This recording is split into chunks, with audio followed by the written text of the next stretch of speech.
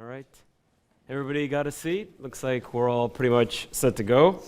A little bit behind. We're going to try and keep this to a 60-minute session. Good afternoon. Thank you for being here. On behalf of Woodbine Entertainment, obviously we got some members of the panel joining us. We have the CEO, Jim Lawson, and the VP of Thoroughbred Racing, Jonathan Zammit. Special hello to those of you watching from literally around the world, because a lot of the horsemen from this racetrack, as we know, at this point in time, luckily enough, off to warmer locales, whether it be Florida, California, New Orleans, whatever it may be. So this one, we're really trying to push for people to be watching online.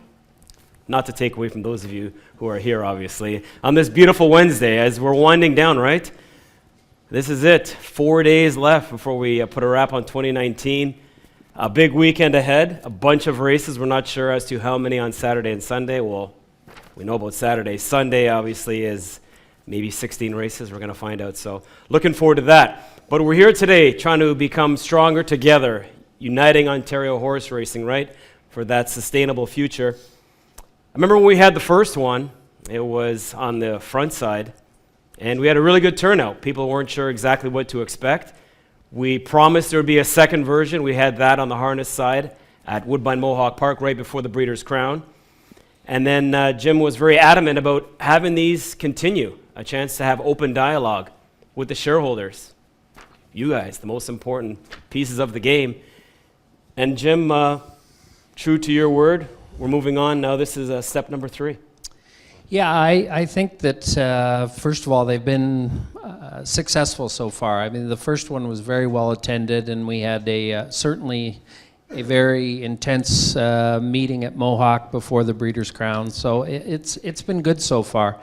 I think the important thing for us to all remember is that this is an effort in terms of transparency. Since I took over about 4 years ago, that was one of the biggest criticisms of Woodbine Entertainment from the stakeholders is, boy, there's not enough transparency. And I didn't always agree with that. I certainly made and continue to make myself available, as anyone who tries will know.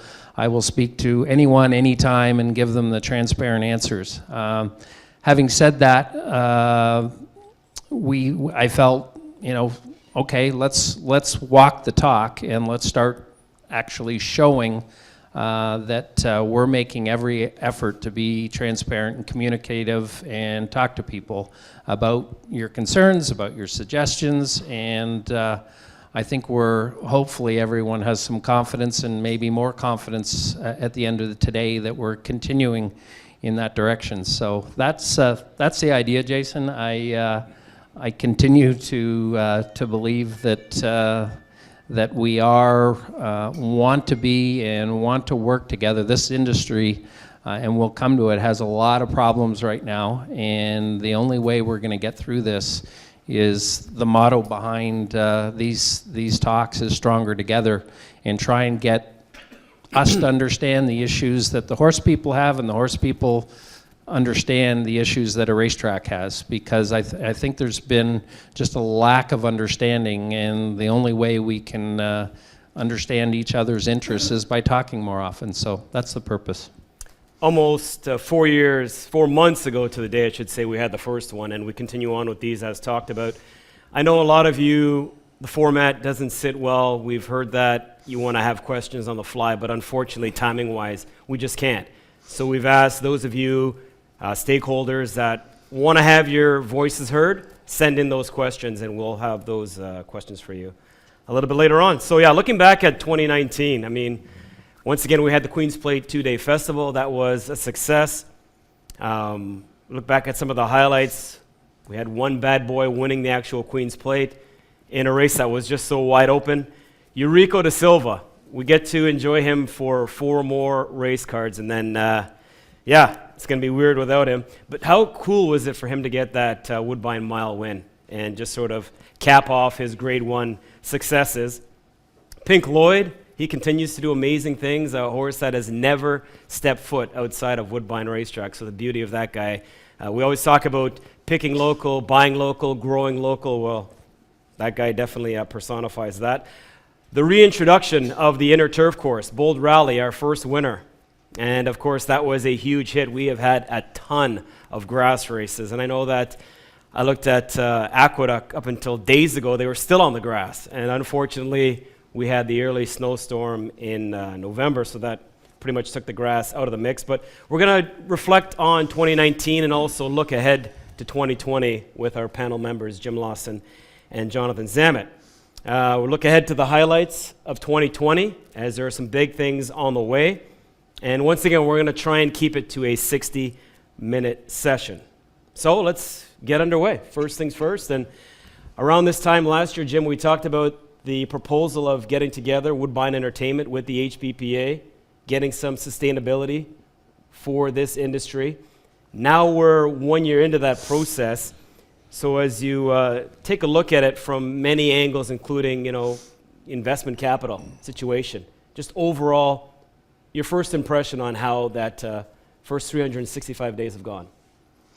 Well, it's certainly one of the concerns, Jason, that we keep hearing about, and I think it's an extension of a lot of the negativity around horse racing in the United States and around horse racing in Ontario. That I feel a lot more positive about racing than a lot of people are the light they're shedding on horse racing today. And I'll start with, you mentioned the HPPA. We do have a great relationship with the HPPA. We work through issues, and I think people should understand that I believe the HPPA is doing a great job for the horse people, and there's regular communication, and I think we're learning with all the challenges that we need to work together.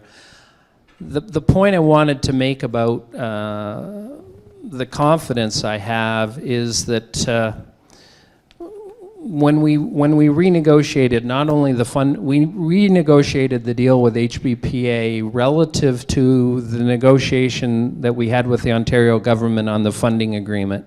And once we were comfortable, or once we actually secured the commitment from the government on the funding agreement, we took a different approach to purses in this province. And I think that should give everyone a lot of comfort. Like, we are paying out substantial amount of purses here, and it's guaranteed purse money for the next 4 years. So I think that people who, as many of you are here today, that work and live in this industry, the good news is there's security, and there's been a lot of issues surrounding the funding agreement and how we got there and why we got there. But your purse money for the next 4 years is not tied to wagering, which, quite frankly, the income from wagering is declining.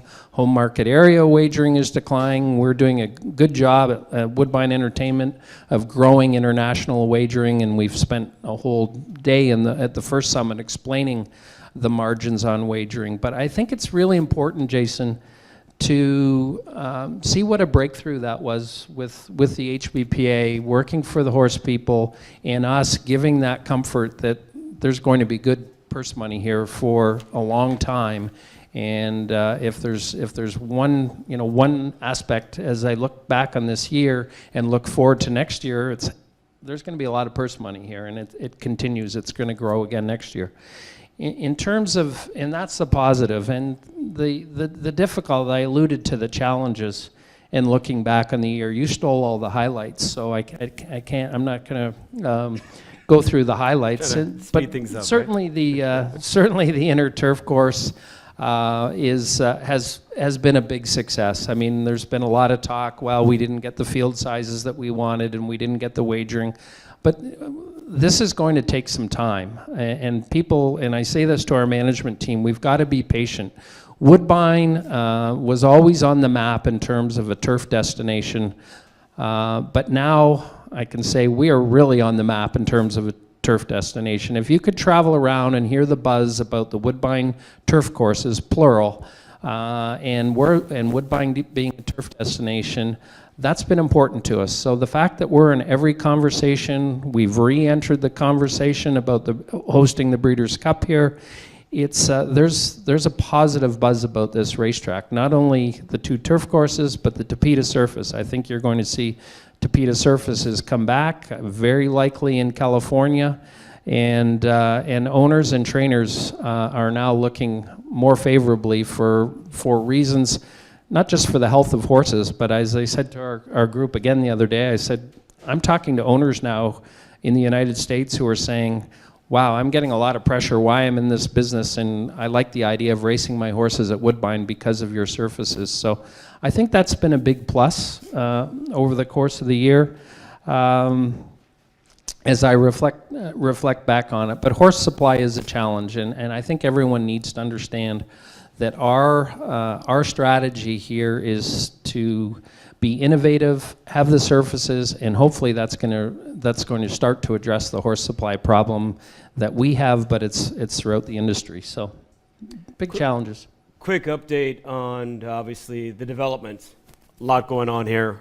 6 cranes we all know in the ground, and that's also part of the big picture of sustaining horse racing. Well, the good news and the bad news on the long-term funding agreement, the good news is that the money's there for a lengthy period of time. Those who read the Auditor General's report on horse racing, it was noted that the government, unlike the last time with the slots money, the government doesn't have an out on the funding agreement. And that was done very consciously on part of the negotiation team to make sure that people who are breeding horses, owning horses, could have a long-term outlook on it. And so the funding agreement is locked in for a long time, but there's not growth in that funding agreement. And so we as a racetrack and looking out on behalf of the horse people in this province are saying we need to generate additional revenues. And those additional revenues are going to come from real estate development, they're going to come from new products. And so it's hard on the horse people, it's actually hard on us and our employees that we have all this disruption going on in the property. But in the long run, we need to find ways to create additional sources of revenue because that funding agreement, while it creates that threshold and creates sustainability for everyone in the industry, we need to find a way to grow it. Part of the growth, hopefully, is going to come through wagering, and that's what the government would say to us. But the margins are, as I said, the margins are thin, and we're looking to create alternative sources of revenue. So the cranes are up. It's moving ahead. That will sustain revenue for us. There's more than rumors. We're in the final throes of signing an agreement with Metrolinx to bring a GO train station here, which if it moved ahead would be here by 2025. And there's lots of opportunities to create additional revenue, and all for the benefit of horsemen. I've stressed that many times. We do not have shareholders. We have stakeholders, and our stakeholders are our horse people and our employees, and any revenues go back into this business, and I think that's a key thing about Woodbine. Jonathan, 133 scheduled race dates, obviously a lot of moving parts to that scenario. Thousands of races. We talked about the reintroduction of the inner turf course, crazy weather. Have you had a chance to go through all the data? Yeah, I can't believe, Jason, we're closing the book on a season. It seems like yesterday we were watching Eureka cross the wire and winning the mile, and it's funny how time flies, right? So it's been a really interesting season. I think we had a lot thrown at us in terms of some of the changes we've had to navigate this year. Specifically, we'll get into some of the race day medication implications, and opening up the second turf course was a highlight, as we've discussed. But some of the changes midsummer in terms of our scheduling. So there's been a lot there, and we're looking forward to getting into the data and debriefing it. But I do have some statistics to share that I'd like to just kind of talk to and give a little bit of context. And there's some high-level racing metrics through to the end of November. And I think it's important to share this with our group. We look a lot at field size, and this is something we track very, very closely. As you can see, compared to 2018, we're a bit shy. But what we have up there could be a little bit misleading because, in the fall months, we do see generally a bump in field size, given that we get an influx of horses from other tracks as other seasons conclude. So Field size, although at the end of November is strong, is not as strong as 2018, but it has been a challenge throughout this season. And we generally, at the peak of the year, around June, July, we're hovering around 7.96 horses per race compared to about 8.2 the year before. So field size has suffered and a little bit, and this is something we definitely need to get our heads around. As Jim alluded to, horse supply is an issue, and we all need to collectively think together on how we're going to address that moving forward.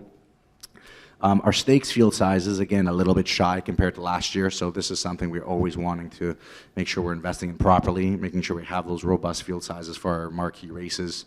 It only helps, Woodbine with its notoriety and broadcasting it as a place where people want to compete and compete in our best races. So something we're definitely keeping a tab on.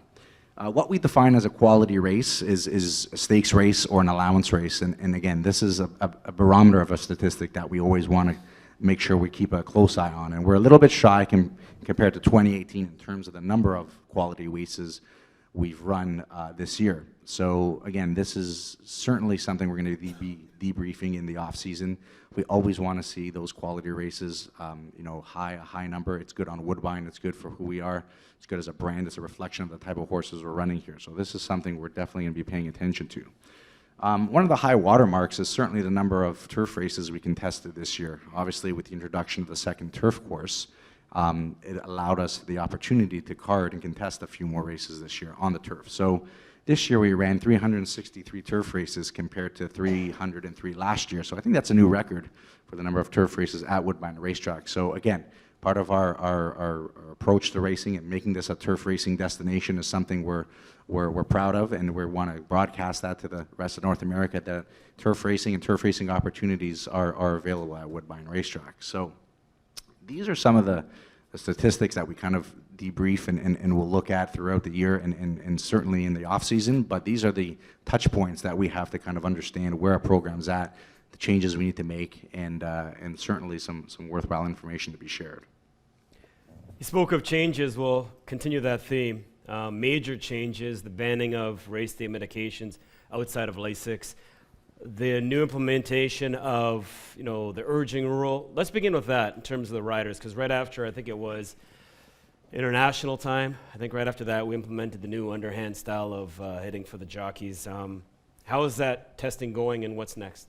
Sure. So it's going pretty well. It's been about around 30 days now that we've been piloting this new project, and we understand this is a big change and a big ask of the riders, and we certainly appreciate their participation to go down this road and explore new ways of using the crop.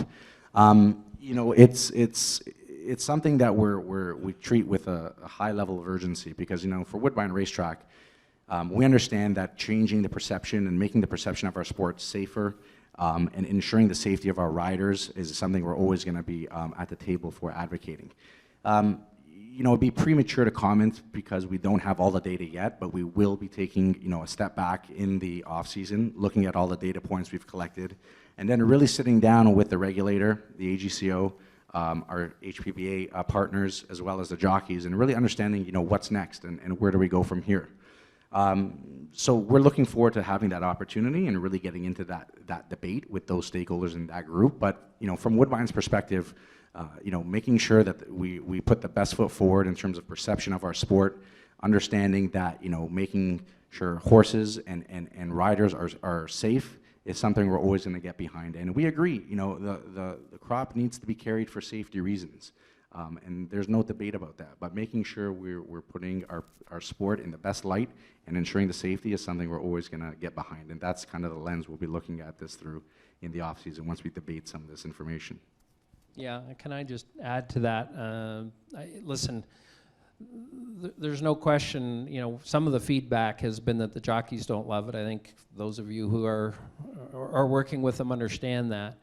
I will say at the same time that in the last week I've heard from 3, including another one this morning, major racing organizations or racetracks in the United States who are very desperate to understand exactly how successful we've been and what our experiment looks like, because I think they're getting very strong pressure to not have whips at all. And so Just so everyone understands, it was a joint effort to get to where we were in Ontario, and I'm glad we did, because we're seen as a leader, and I think the United States, many of the jurisdictions may follow. Right now, what they're contemplating in California is a version of ours, but not allowing urging forward, really only using the whip for safety reasons, which I think is a mistake, because as I'm looking at Larry Attard, as Larry well knows, if a horse is coming over on him, you want to urge the horse forward for safety reasons, not just at times when the horse is out of control. So I think that I think it's important what we've done. I think we recognize the shortcomings of it, but it also, I think, is a new reality of where racing's going, and we have taken a leadership position, and I can tell you that our friends to the south are paying attention and very respectful of what we're doing. Speaking of leadership, just going to piggyback off that.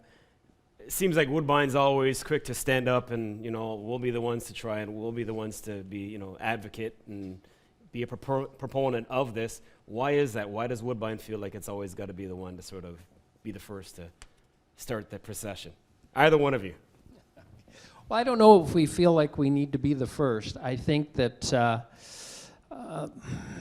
I would say culturally, as a country, just the way a lot of us are wired as Canadians, I think that we have very much a perspective that we want to do the right thing, and I think we have very much more of an international mindset, and I'll give you other examples. I know we're going to raise another topic later on, but I think that we're more receptive to trying things, and as a country and changing. And I think that's a cultural thing. As it relates just to racing, I would say there's a recognition from Woodbine management that this industry needs to change and should change in so many ways.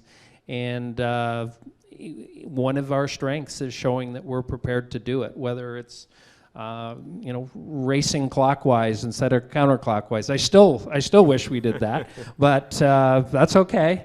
We can try things, and if they don't work, that's fine. But I think our ability in this industry to try new things is very important for a new breed of fans and a younger generation of fans. And we can't do everything. Even the whip is a good example. We can't do everything the way things were done in the 1950s and 60s and 70s. We've got to change. Cultures are changing. Values are changing, and I think we have a great relationship with the AGCO. We have a great relationship with the HPPA, and we've got to try new things. And I think in part, it's not that we feel the need that Woodbine has to be different. I think it's a recognition on our part that we can be a leader and drive change. John, let's go back to banning of race day medications. Obviously, what took place in California this year put the sport in a negative light, and it called for a bunch of changes. It didn't happen just south of the 49th, but north as well. So maybe get your reaction and some responses to the banning of the medications. Sure. Yeah. So towards the beginning of the season, we saw that in our home jurisdiction, we made some changes to race day medications, and this is for some of the horsemen who do go south in the winter. This is nothing new, but for some of the locals that stick around, this was a change. And through consultation with the HPPA and the regulator, we were able to get to somewhere that worked for everybody. And I think where we are is, throughout the year, we've seen great compliance with the race day medication changes. This is something that's good for our sport, and it's good for the integrity of the game. So there's been a lot of buy-in and a lot of compliance, and I'm happy to report that this is something that's a change that we've dealt with pretty well, and I think this is something we're going to take forward with us. We're going to, obviously, this is the first year of it being in play at our track, so there's certainly some learnings that we're going to take from it, and if there's a room to improve, we'll certainly bring that towards our regulator and get those points on the table. But all in all, very good compliance and very good support of it. Jim, another popular thing this year was the DQ. Obviously, the first time ever in a Kentucky Derby.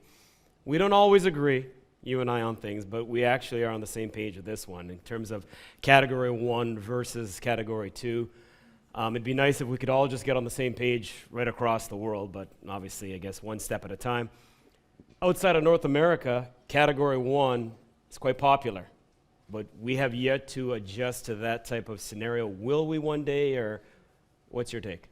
Well, I think we will, and I haven't hidden my feelings on this. I think we should. There's arguments on both sides. So Right.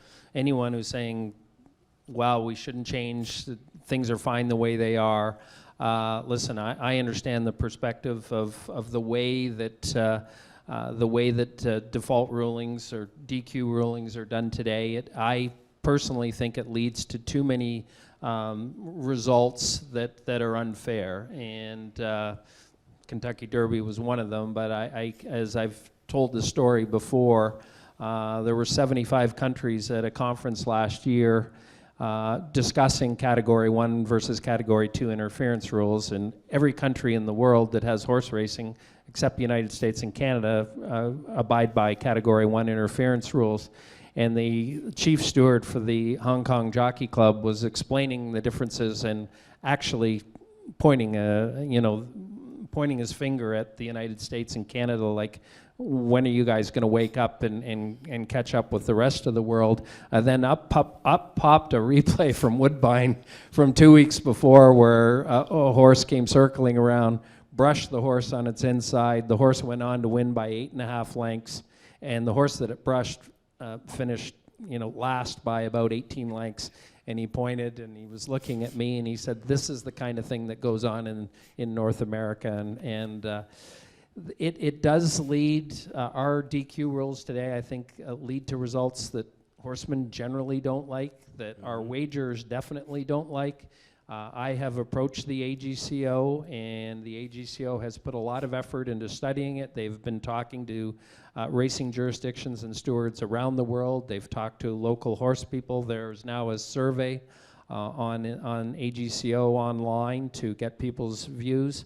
I think that not only do I think it's a more logical approach, but I think secondly that the other reality is, as the world has grown smaller and we're relying on international wagering pools, we are wagering with Hong Kong, we are wagering with Australia, and we are wagering with Europe. And they are all looking at us, and they get turned off by the fact if they see a DQ that doesn't make sense. And so as we're more dependent on international wagering pools and reliance on those countries for wagering on our product, it's only going to help us moving to Category 1 as opposed to Category 2. I also think that quietly a number of U.S. jurisdictions are going, geez, if Canada can do this, we've got a case. It's interesting. The whip rule is a good example. I think Category 1 will be another example. If we can step forward and show leadership in North America that we'll move to a different DQ standard, then I think the U.S. jurisdictions, many of them will follow suit. And it's equally applicable on the harness side and the standard and the thoroughbred side, in terms of I think in one jurisdiction, I think in France, you'd think France would be the last place in the world that would ever change anything to do with racing.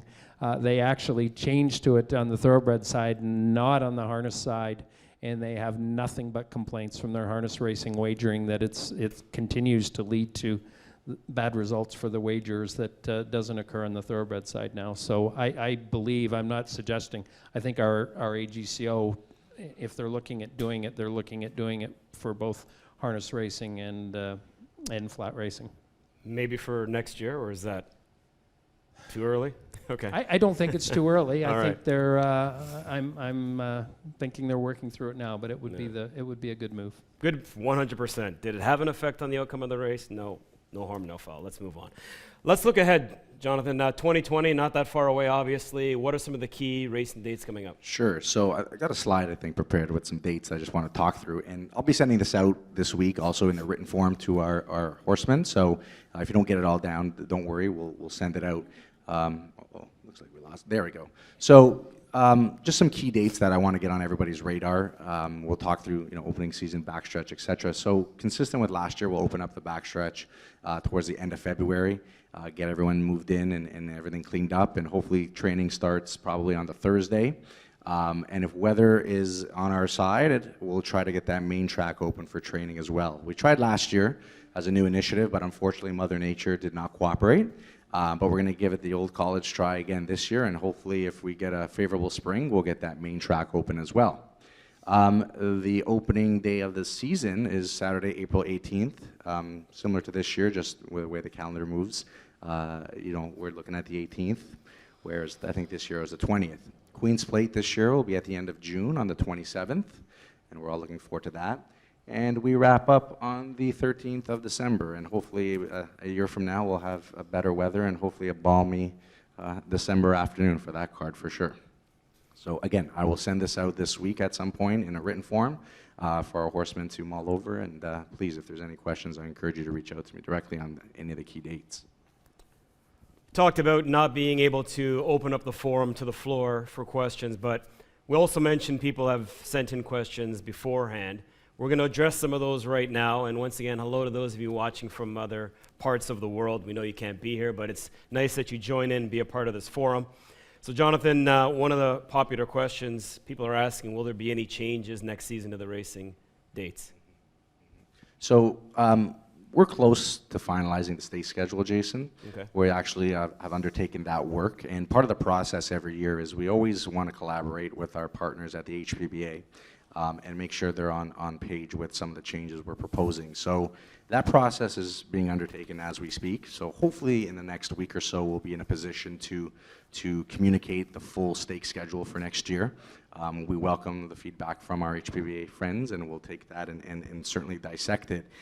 In terms of any significant changes to the stake schedule, the team this year has done a very deep dive on the sequencing of the stake races, and we've really spent a lot of time to understand how we can strategically optimize the racing patterns and how each race flows into one another. So, there will be some sequencing changes and some timing changes, all in an effort to put the best stake schedule forward with robust field sizes, and just making sure that those races feed into each other and then there's a good natural flow for horses to progress throughout the year.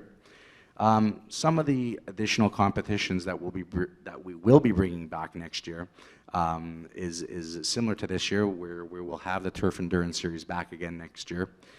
We tried the Turf Sprint Series this year under the lights, and it was a bit of a test and learn for us. You had some good responses, and there was certainly some competitive races, so we will bring the Turf Sprint Series back again on the inner turf, probably on Wednesday nights under the lights, something a little bit different.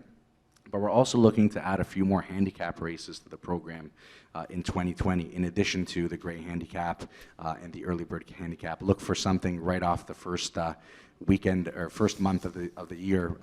In April, we'll probably have an early handicap, and then again towards the back end of the year, something towards the close of the season in terms of a handicap race. So a lot of cool stuff and a lot of innovation and a lot of changes, and again, a lot of the stuff is, to Jim's point, we got to try and be creative and think differently on how we bring the racing program forward. And some of these things are test and learns, and some of them are, for instance, the Turf Sprint Series. 1 year of a sample size is not enough to adequately make an assessment of whether this is something that we would keep in the program for the long term. So, with the spirit of innovation, we're going to try some new things, but we'll be certainly in a position to communicate within the coming days the full stake schedule, where we will be able to share a lot more of that detail. Jim, another popular topic. I mean, it's nice to have the thoroughbred spotlight on Woodbine for grade ones like the International, the Mile, but we can't forget about the local programs, the Ontario Bred Horses, Ontario Sire Stakes programs. What is Woodbine doing to make sure that we don't lose these locally populated horses? Sure, it's a good question. Obviously, a hot topic, and one that I say to people, we are trying to do our best for everyone. It's a delicate balance, running a racetrack and having a horse population that you understand, and trying to make it fit. And our management team and Jonathan's team, that's the goal, to try and we're obligated to run 133 days of racing, and we're obligated, in terms of our duty to horse people is to get the field sizes up as large as we can and to look to the future. It's a challenge. It's a challenge. There's been, I think it's more than the cancellation of slots at racetrack programs. I think it has a lot to do with demographics and aging breeders, and but it's not just acute to Ontario. I think it's generally, and we're much like California, not on the safety side, but we're much like California on the breeding side, where we're somewhat of an island here, and we're trying to break down that island in terms of cross-border flow, Jason, of horses. But the reason they're so challenged in California is they depend on the horses that are in California. We depend on the horses that are in Ontario. We're hoping, as I said, with the turf racing to try and attract more horses. We've been working closely with Ontario Racing in terms of getting more Ontario breds. I think the future, I hope, of racing, like a lot of good jurisdictions, Kentucky, Florida, New York, is promoting those bred programs.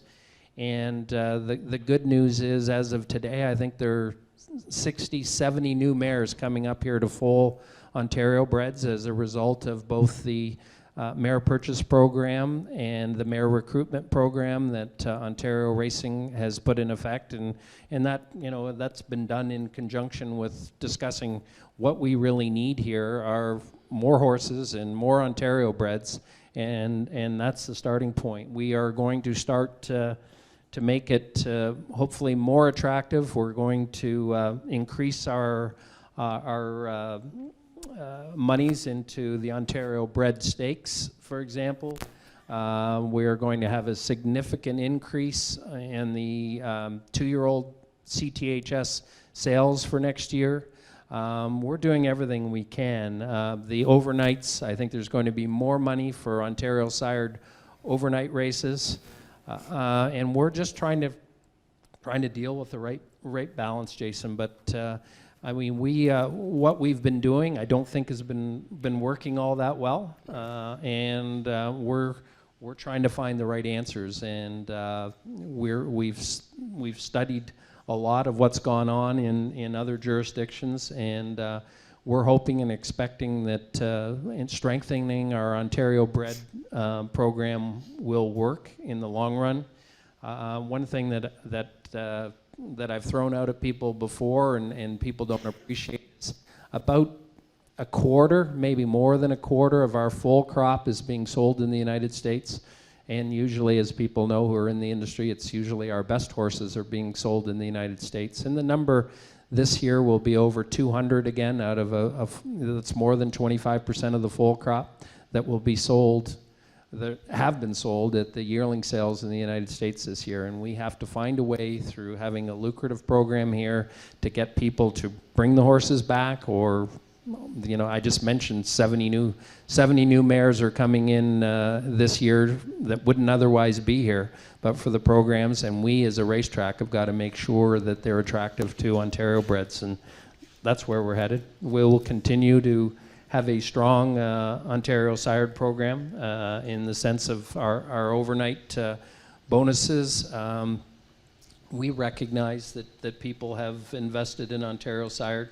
At the same time, all the Ontario sired horses are Ontario bred horses, and we just need to strengthen that part of our game, and that's I think the future of where we're going.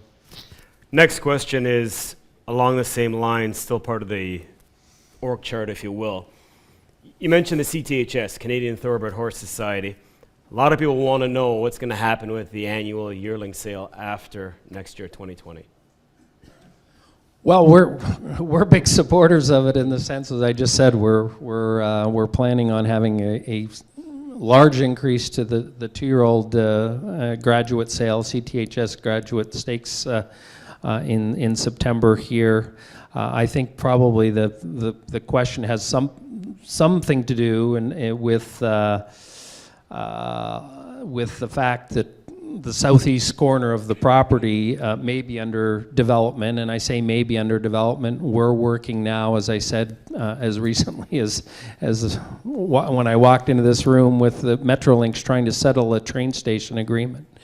As I've described before, the policy of the Ontario government is that if there is a GO station, they want development and density. I mean, their goal is to have less traffic on the highways, and so if they're going to put in a GO station, train station, they want commercial density and residential density. So if that evolves, we will likely have development in the next 10 years in the southeast corner of this property, the southeast quadrant of this property, which may well affect the training track. It may well affect the CTHS pavilion, or our sales pavilion today. And two things on that. We have definitely committed that, what's great about Woodbine and what you all love about Woodbine, and us too, so this isn't a we versus they, we're committed to world-class training facilities. So if we will build another training track if we have to vacate that southeast side, and we've been very public about that and committed to that. But the benefits, both commercially and bringing people to this site, will be huge if we can get a GO train. In fact, the ultimate plan is to have the light rail transit come down 27 and join at our train station and then go through the Union Pearson line into the airport. So you can imagine what a boon that would be for this property and value. So in terms of the sales pavilion, to the specific question, yes, it may get caught up in that. But in terms of the relative value, and we've already talked to the CTHS people. We've got a very beautiful old standard bred paddock that it might, when I say old, it's not that old at all, but we might be able to do something there. I know the CTHS has talked to people in Palgrave at the Caledon Equestrian Center. So for one day of the year, we'll make it work. I think the sales are very important, right, and it'll work it out. But the value to the industry and doing the right thing for the industry, we may well, if we're fortunate enough to have those lands rezoned, we'll have to do that. And if we can get this GO train station agreement signed, and as soon as today or tomorrow, we will be making plans. As I said, the projection is our delivery date for the GO train station would be 2025, and that means we got to get going. So it may mean looking at how we're going to start to transform things on the southeast quadrant here. Jonathan, looking ahead to 2020, anything new we can expect to see, or any changes? Or? Sure. Just on the topic of horse supply, and we all well agree that more horses is a good thing here. I'm happy to announce for our local horsemen, our loyal local horsemen, for the off season to help you acquire new horses and bring them up to Woodbine Racetrack. I'm happy to announce, and I'll have this in a note for you tomorrow or the day after, a horse acquisition incentive for our locally stabled horsemen at Woodbine Racetrack, where if you acquire a race-ready horse in the off-season who's never stabled or raced at Woodbine Racetrack, there's a few incentives available to you to help you bring it up to the track. First of all, we will offer $1,000 shipping credit for you to bring this horse up to Woodbine, as long as it makes it into the backstretch before April 1st. In addition to that, there's some money available if you run that horse between the opening of the season and the Queen's Plate. Up to a maximum of 3 starts, you will get $1,500 per start, for a total incentive of $5,500 per horse. And again, this is for our local horsemen who are stabled at Woodbine Racetrack, hoping that you can bring and acquire quality horses for the spring of 2020, and hopefully this incentive will allow to make that process a little bit easier. So that's something I'm happy to announce, and hopefully we'll address some of the horse supply issues in the short term, so we can have a really good start to the season right out of the gate next year. That's great. I'm hoping Billy Terrenos is watching. Billy, if you're down there at Gulfstream, get claiming, buddy. So that's a good incentive. I wasn't aware of that, so it's exciting. Hopefully it'll get people to bring some horses. All right, time-wise, we're pretty good actually. 15 minutes. thereabouts before we wrap. So just closing arguments, anything just to wrap before we get set for our fourth last racing card of the year. I guess from my perspective, we're always trying to improve what we have here, and I think we have a very good foundation. For myself, being new to the sport and new to Woodbine, just knowing the history and the reputation of this great facility, we have a lot here to build on. But I think to Jim's point, thinking about racing differently, having to evolve given the changing climate, we really want to try new things in an effort to improve what we have here, to build on the legacy, to build on the reputation we have as one of the better tracks in North America. So when we think of these new things in the race office, not just because we want to just think of it because we don't have anything better to do. It's we're really trying to advance the program, advance the quality of our racing, advance our reputation, and that's how we look at a lot of these things. And not every idea is going to be a home run or a grand slam, but you don't know unless you try. So for my group and what we're trying to bring to the table is some new thinking. We don't want to totally forget what made us great, but at the same time, if we can balance it with some new ideas and some new approaches, I think we're just going to solidify our reputation and our place in North America as a leader in terms of racing horses on the thoroughbred scene. And you get the final word. Final word. Okay. Well, I just picking up as I was listening to Jonathan, I was thinking, and not every move is going to be popular. I get it. I've got thick skin, and there are a lot of as change comes. Some people are going to be thrilled, some people are going to be happy, some people are going to be upset, some people are going to be thrilled. And there is, just by the very nature of this industry, and it's a problem with this industry, there are the interests of the breeders, there are interests of the local breeders, there are the interests of the Ontario sired breeders, the interests of the Ontario breeders. There's the interests of the standard bred breeders. I mean, I'm looking at John Hayes, who's chair of Ontario Racing. I mean, just the friction in this industry between breeders and owners and trainers and how we set races, and I think the one thing I'd ask in terms of transparency and feedback is part of this is to get your feedback. We don't have any agenda. I don't know whether people don't believe me, but we are a non-profit. I mean, for tax purposes, we're a for-profit, but we don't have any shareholders. We are, as an organization, and I think this is an important message, we're managing a lot of different interests here between different objectives and different incentives between all of the various stakeholders, and including government, who's a major stakeholder. And I think people have to keep in mind that we are doing our best. We are going to make mistakes, and we try and run the program best we can as a racetrack. We, as a management team, do not have any particular agenda. We're trying to maximize races. We're trying to maximize field sizes. We're trying to maximize the wagering for the benefit of the entire industry, not just for Woodbine Thoroughbreds. We've got a larger fiduciary duty in terms of how this funding agreement is set up. And I think just people have to understand and be willing to first hear other perspectives. And that's why we're sitting up here trying to explain some of the things we're doing and why we're doing them. And I just want people to say, okay, I get it now. This has been helpful to try and understand. We've explained our wagering.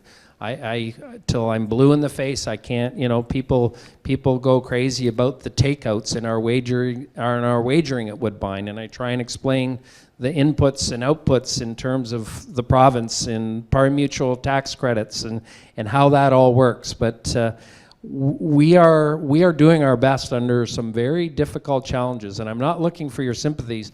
All I'm looking for is people to be understanding and say, okay, let's talk about it. Let's not listen to rumors about the training track and rumors about Ontario bred stakes races, and let's just talk about why, because we have our reasons. We're trying to do our best for all of you. We're not trying to do our best for ourselves or for Woodbine Racetrack. The reason Woodbine Racetrack exists is for the horses and for the horse people and the employees at Woodbine. So there's no secret agenda here. Woodbine, definitely the mandate here is to support and help horse racing. And if if we have to move that training track, we will, but we will because it's better for all of you, not because we've got some grand plan to screw the horsemen. We are horsemen. We're trying to make it work. And I think people just have to just pause and say, why are you guys doing that? And we can explain it. We've got answers. So this is the purpose of these sessions. I hope we'll continue these because I want people to understand and ask questions why we're doing things, and you will find we are very transparent and we are very open with why we're doing things. We don't have all the answers, but we'll try and give you the answers. And so anytime you see me, and I know so many of you in the room, just stop and ask. You'll get a straight answer. So thank you, everyone. It's been helpful, and let's stronger together is the message. Thank you. Yeah, exactly. Big round of applause. Yes, thank you. Big thanks to Jamie Dykstra and his media communications crew helping put this together, Alicia Massa and the production and technical teams making this possible. Thanks to Jonathan Zammit, Jim Lawson, all of you for being here. Like any relationship, right? Dialogue, communication is key. You're not always going to agree on things, but the more you talk and hash things out, then you get a better understanding of both sides. So happy holidays. Enjoy the final 4 race dates of 2019, and look forward to seeing everybody back here in 2020. Thank you. Thank you. Thanks, Jason.